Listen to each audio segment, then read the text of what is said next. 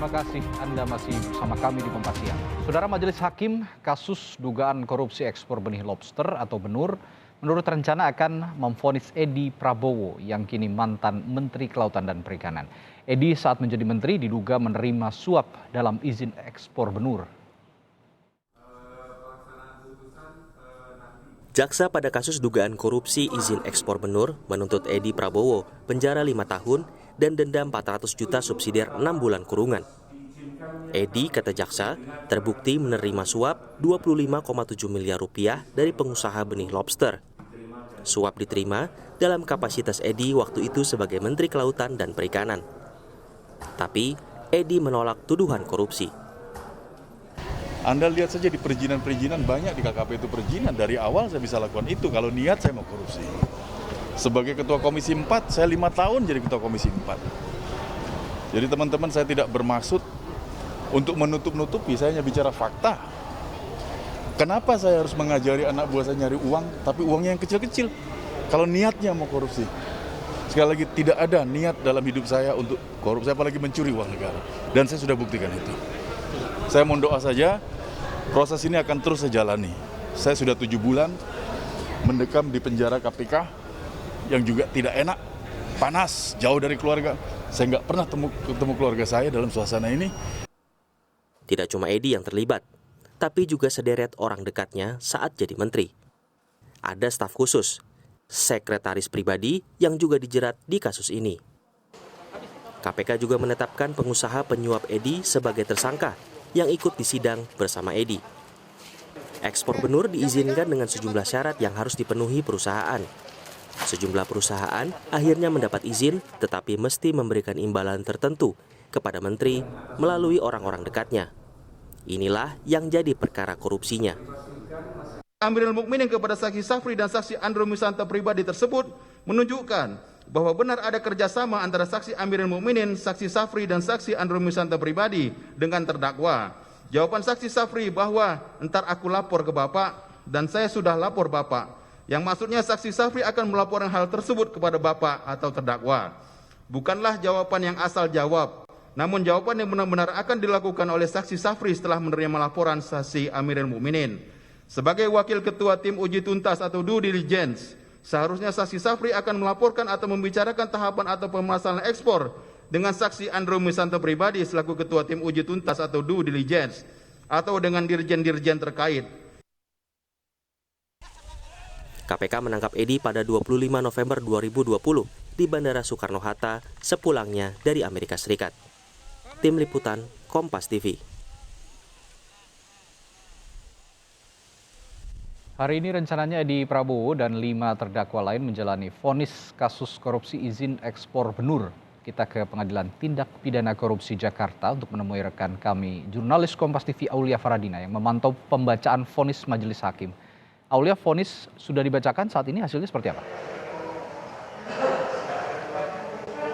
Belum, Radi, ini nampaknya persidangan baru akan dimulai sambil menunggu kedatangan dari majelis hakim di ruang sidang. Tetapi kalau kami lihat dari layar monitor yang ada di Pengadilan Tipikor ini, para terdakwa, ke-6 orang terdakwa termasuk Edi Prabowo, ex-menteri KKP, ini sudah hadir di ruangannya masing-masing. Nah, dalam persidangan ini memang majelis hakim menentukan bahwa para terdakwa dihadirkan secara daring karena pertimbangan Jakarta ini masih dalam masa PPKM darurat. Tidak hanya Edi, Radi, yang akan dibacakan vonis hukumannya oleh majelis hakim, tetapi juga 5 terdakwa lainnya. Di antaranya adalah Ketua Tim Uji Tuntas Perizinan Budidaya Lobster sekaligus staf khusus Edi Prabowo, yakni Andro Misanta pribadi, kemudian juga Wakil Ketua Tim Uji Tuntas sekaligus Sekretaris Pribadi Edi, yaitu Amirul Mukminin, kemudian ada juga staf sus Edi, Safri, dan juga staf pribadi dari istri Edi, yaitu Ainul Fakih, dan ada Siswandi Pranotolu selaku pemilik dari PT Aero Citra Kargo atau PT ACK. Nah, dalam kasus ini Edi telah dijatuhi tuntutan oleh jaksa selama 5 tahun hukuman penjara dan juga denda 400 juta rupiah subsidiar 6 bulan kurungan. Selain itu, jaksa juga meminta majelis hakim untuk mencabut hak Edi mendapatkan jabatan publik selama 4 tahun setelah nantinya Edi menjalani masa pidana pokok. Sementara untuk 5 terdakwa lainnya, yakni Amirul Mukminin, Andreo, dan juga Safri, ini telah dituntut 4 tahun 6 bulan penjara, dan sisa 2 orang orangnya yaitu Ainul Fakih dan Siswadi ini dituntut 4 tahun. Tentunya nanti ini akan dilihat dalam pembacaan vonis hukuman hari ini bagaimana nanti final hukuman yang akan dijatuhkan kepada 6 orang terdakwa ini.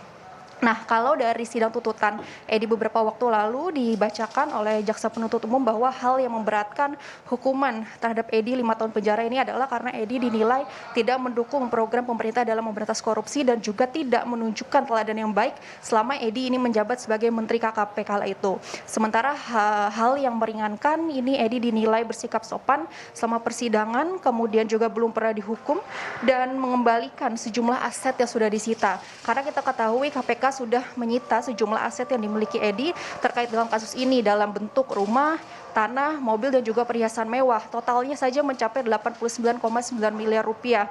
Dan aset-aset tersebut juga termasuk dalam uang jaminan dari para eksportir.